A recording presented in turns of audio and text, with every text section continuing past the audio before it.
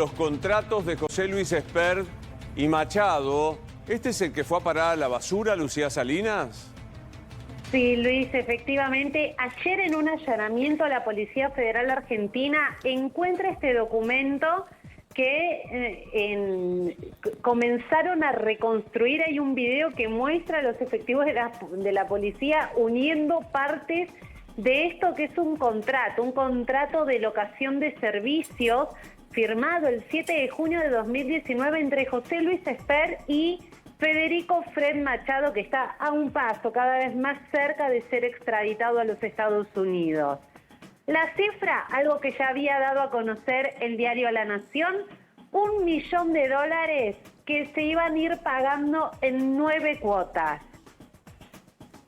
¡Wow! O sea, vos fijate el nivel de sucesión de mentiras de José Luis Espert. No lo conozco, lo conocí, hice un trabajo, la minera guatemalteca, $200.000 y ahora aparece la documental, aparece el contrato, ahora Lucía. Aparece el contrato en la casa de Fred Machado y en una parte donde aparece la firma de Fred Machado y José Luis Espert, se aclara que de este contrato solo hay 2 copias. Una es la que encontró la Policía Federal en el allanamiento en la vivienda de Fred Machado. Y la otra copia, ¿quién la tiene? Y Espert.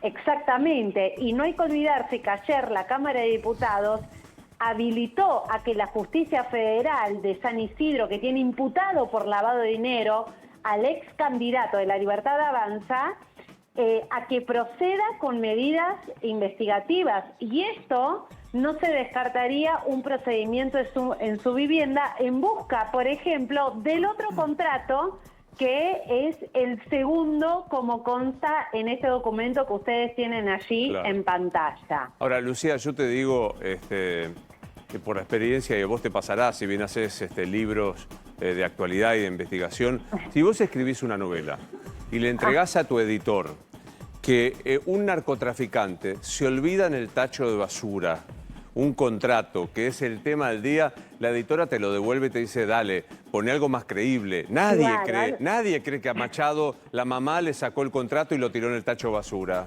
No, pero además, ayer fuentes de las fuerzas federales me decían, no fue muy difícil reconstruirlo. No es que estaba pasado por una máquina trituradora de papeles. Fred Machado estuvo prácticamente 4 años allí cumpliendo arresto domiciliario. Pero no tiene parrilla Fred Machado, lo tira a la parrilla al final y lo quema. Digo yo, no sé. Lo que me parece, hola Lucía, buen día. Lo que me parece es que es mucho más consistente esto con lo que veníamos viendo, vos también lo contaste acá en el programa. Machado viene dando señales mafiosas, por ponerle un nombre, desde antes de que se produjera el hecho de la detención y cuando ya veía que era imprescindible y tratando de él constituirse en el objeto de una mancha venenosa que estaba tocando a todo el mundo.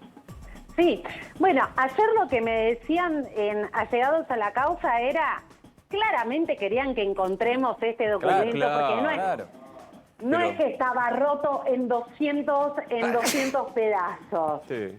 No, claro. Bueno. Y si ustedes ven el video, se reconstruye fácilmente. Es muy fácil determinar qué pieza va con qué pieza y sobre todo la parte que dice que ese contrato fue de $1 millón. Gracias, Lucía. Gran información, muy amable. Un abrazo muy grande. Hasta luego. No, me quedo pensando que lo dijo Fred Machado. Se lo dijo Ortelli en la nota en Radio Rivadavia. El error de Espert fue haberme negado. Negado, claro. ¿Sabés cómo lo pagó el error? Tiré al tacho de basura el contrato para que lo encuentre. Toma, ahí lo tenés. Acá lo tienen. Esto es lo que él negaba. Por eso. Pero, a ver, hace 48 horas que Machado venía anticipando en clave cuestiones de sus relaciones.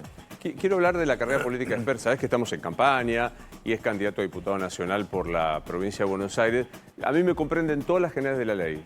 Con el invitado que está con nosotros, me parece un tipo brillante que se destaca de los 257 diputados que hay y fue probablemente uno de los mejores presidentes que tuvo la Cámara de Diputados. No somos amigos, no salimos, no tomamos nunca café, más que verlos acá. Lo que sí, Emilio Monzó empina la calidad de la Cámara de Diputados. Lo digo porque me parece que está bueno decirlo para después hacer la nota y que se sepa que me comprende la generalidad. ¿Qué haces, Emilio? ¿Cómo estás? Bien, Luis, gracias por invitarnos. No, por favor. Gracias por las apreciaciones también. Por favor, ¿me das tu primera impresión del episodio Espert? Lo, ¿qué hubiera pasado si Esper no era candidato o no hubiéramos estado en campañas políticas? Nada. Hoy? Nada, ¿Eh? nada. Entonces, Machado hubiera seguido en la casa, Sí. Esper hubiera seguido diputado. Algún diputado nacional que hace un año, Martín Soria, para decir precisamente, venía denunciando esto y no tenía ninguna repercusión ni ninguna reacción, ni desde el Poder Judicial, ni desde la política, ni de nadie. Pasaba esto de largo. Nosotros lo veíamos en el recinto hace mucho tiempo. ¿Qué quiero decir con esto? Y después vamos a la imprenta. Que a veces condicionan y mandan estos momentos el contexto y el humor social. Desde hace un tiempo, la sociedad empezó a reclamarle al gobierno nacional reacciones, especialmente desde el punto de vista económico, que es el fondo de toda esta cuestión, que se refleja en la elección del pasado 6 de septiembre en la provincia de Buenos Aires y comienzan a evidenciarse muchas malas praxis que venían ocurriendo hace mucho tiempo del gobierno nacional, pero lo que cambió es el contexto de la sociedad. Total. Esta sociedad no va a permitir a partir de ahora los Esper con los narcotraficantes, el show que vimos el otro día cantando a Milei en Arenas, no va a permitir ningún hecho de corrupción, porque el ajuste que está soportando y acompañando al gobierno hasta hace poco tiempo, veremos en esta próxima elección, estas cosas que estamos viendo es parecido a la fiesta de Olivos,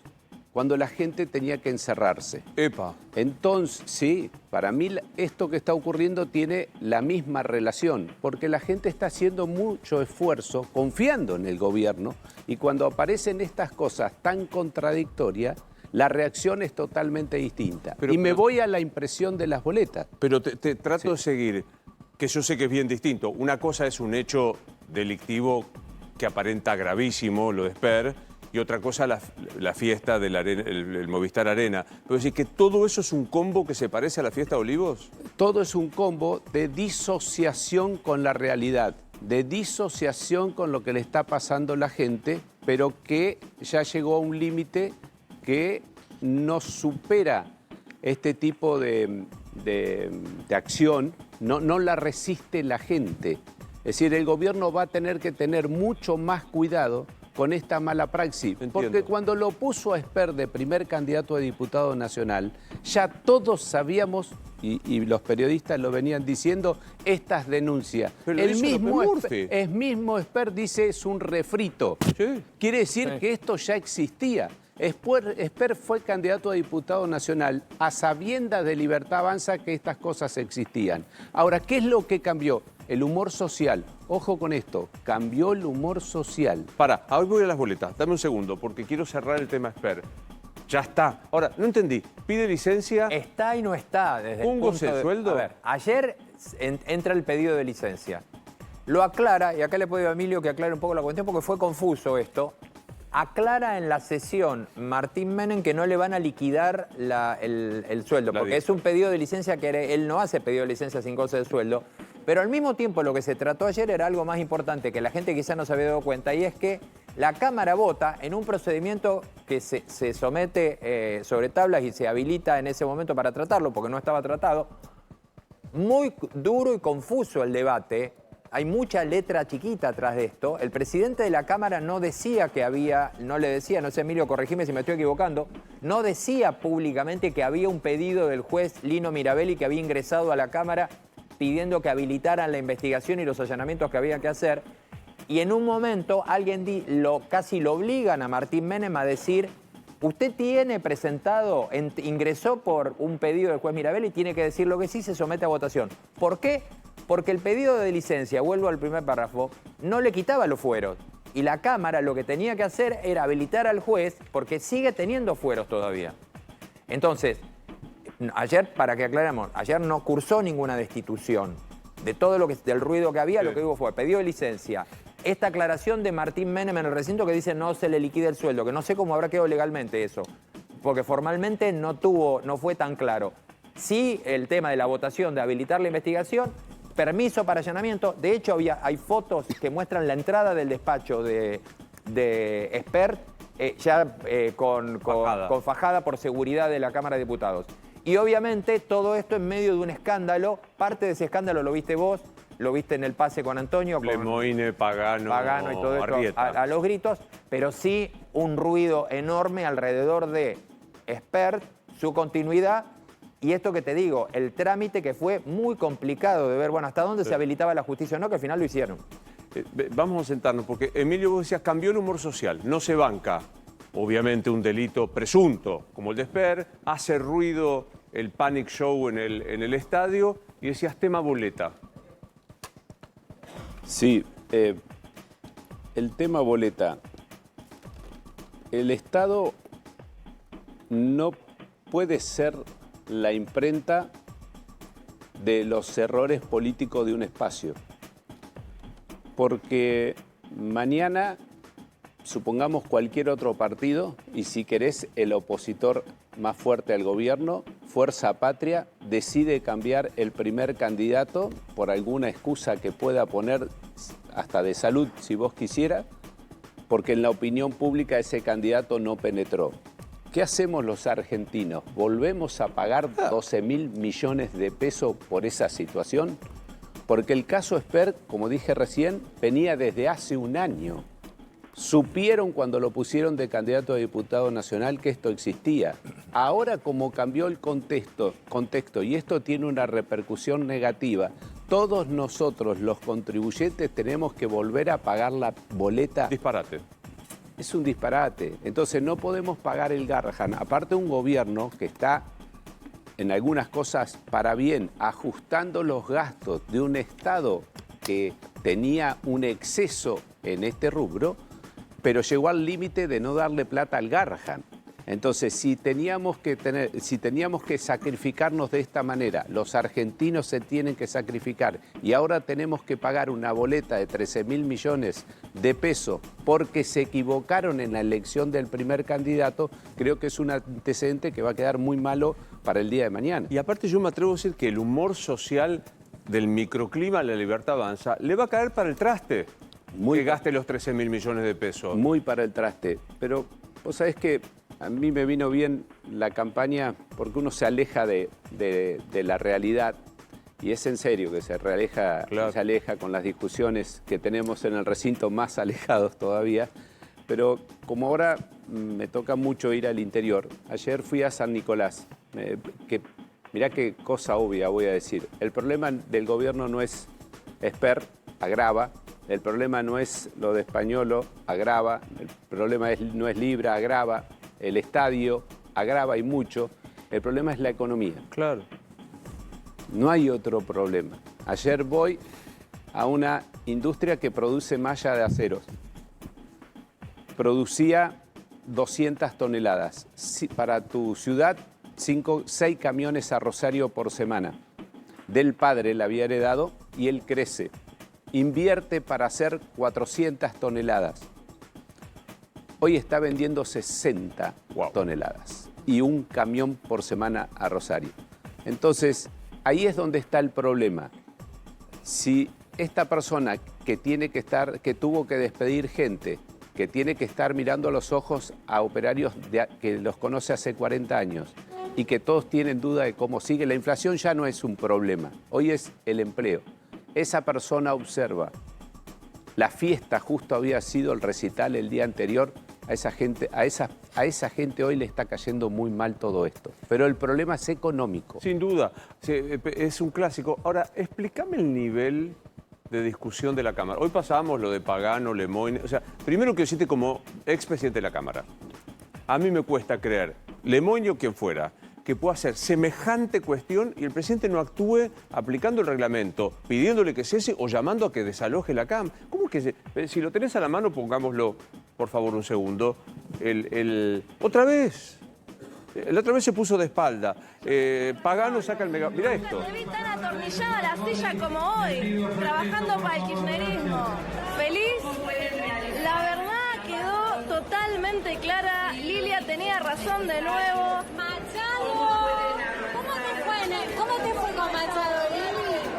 ¿Cómo te fue en la Contanos, jamás soné con Machado. Contanos, ¿con qué pagás la casa que tenés en la isla, Marce? Contanos de tus vínculos con la embajada de Rusia, dale, Marce. Dale, contanos, Marce, dale. Si yo no escucho mal, hay otro diputado que está hablando en la Cámara, en la sesión. La vergüenza. No sabes. Primero, es difícil solucionarlo porque también, en parte, la sociedad observa en este mundo de tanta información y distracción estas personas que son disruptivas en campañas, tienen más consideración o repercusión que quien quiera desarrollar un programa económico, político, de políticas públicas, quien dialogue.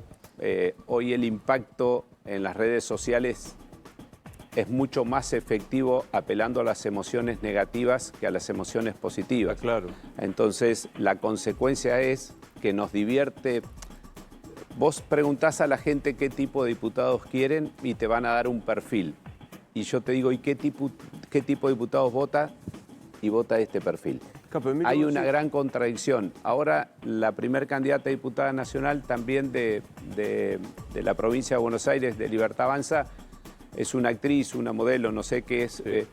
Y yo me imagino que va a ser parte de esto que estamos viendo ahora. Ya ingresan con un celular al recinto, ya no le prestan atención al escenario en que están viviendo, sino que le prestan atención a las redes. Por eso se filman entre ellas. Pero caminan Emilio, con un... es muy difícil de resolver. En cualquier ámbito. Carolei empieza los gritos ahora. Sí. Y yo digo, pará, una vez, dos veces. No para, mando al corte. Sí. Digo, ¿te cuadrás? O si no, le pido que se vaya. Sí. En un recinto de discusión pública, el presidente tiene que hacer lo mismo. No se va. La saco por la fuerza pública. Ha agravado esta situación que el oficialismo es el que tiene que controlar principalmente a sus actores. Claro. Porque el oficialismo es el que mayor necesidad tiene hoy de conseguir acuerdos políticos y de obtener leyes. Cuando me tocó ser presidente de la Cámara de Diputados, yo tenía un diputado nacional, que hoy todavía lo es, muy conflictivo, y muchas de las sesiones lo llamaba ante a mi despacho, trabajaba con él su temple. ¿Quién? No.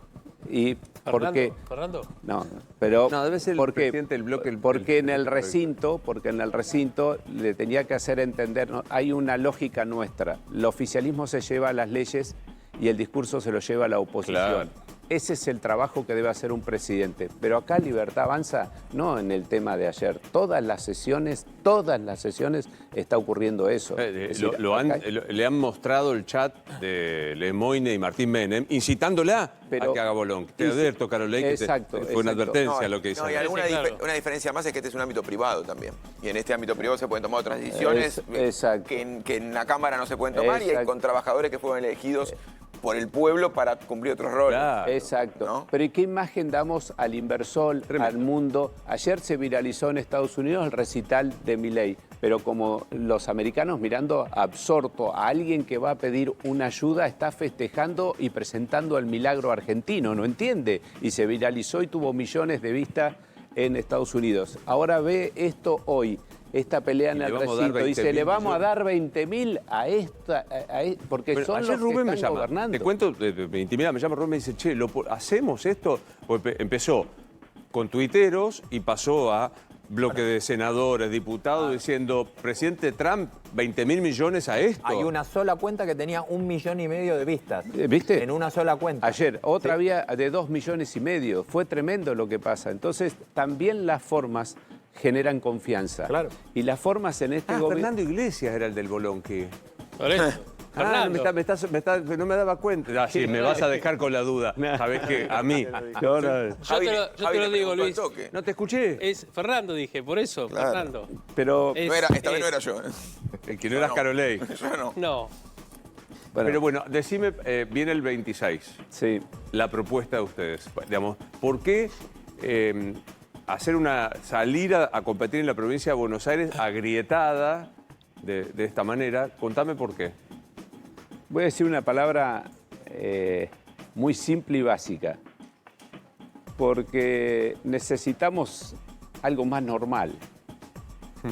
Casi no es ideológico. Necesitamos ir al centro como argentinos, me pongo un poco más profundo, y esa avenida del medio, ese centro tan trillado y no aceptado. Ojo, en el 2015 Mauricio Macri llega por el centro, llega por un lugar de mesura. Creo que tenemos que ir a ese lugar, que es el encuentro, es el lugar más difícil, porque es el lugar más complejo, porque es el lugar donde vos tenés que hacer el esfuerzo por entender al otro y porque el otro piensa distinto. La polarización es muy simple y muy atractiva, justamente porque la complejidad genera una incertidumbre que quien emite un discurso simple tiene una atracción. Ahora, no es la solución. Le digo a la gente, por favor, terminemos mileísmo, kirchnerismo, antagonismo, suma cero. Hay que encontrar un lugar de diálogo, de consenso y de respeto al otro. Total. ¿Puedes poner la lista, la boleta, quiero decir, para que veamos en... yo creo que estamos bastante familiarizados, que es una cruz en la provincia. No, esta no existe. Esto, perdónenme, chicos, no existe esa boleta. No Hasta está. ahora la boleta es Espert, Reinhardt, Santilli. Hasta ahora la justicia no cambió. Sí. La boleta de verdad, para verla donde... Ahí está. Sí. Espérate, ¿en qué posición quedaron, Emilio? Y bastante color, la U. Busca la U, que la vas a encontrar mucho más fácil. Y Alianza lo mismo para la Progreso. gente, la U. Estamos en el medio de la boleta. Yo digo acá como si la gente estuviera viendo mi dedo. Exacto. Es la U. Claro, bueno. No es touch. Dos cosas. Es muy fácil votar, pero aprovecho este minuto para hacer un llamado de atención, porque creemos que esta boleta, y lo es, mucho más transparente que la anterior, es un cambio sustancial, pero tiene una trampita, que es en el momento de contar los votos. Y en Santa Fe, tu provincia, tuvimos una mala experiencia en el 2011 en la inauguración de la boleta única. Que algunos pícaros, y en esto le pido a la gente que ayude a fiscalizar, algunos pícaros en el recuento llevan una lapicera.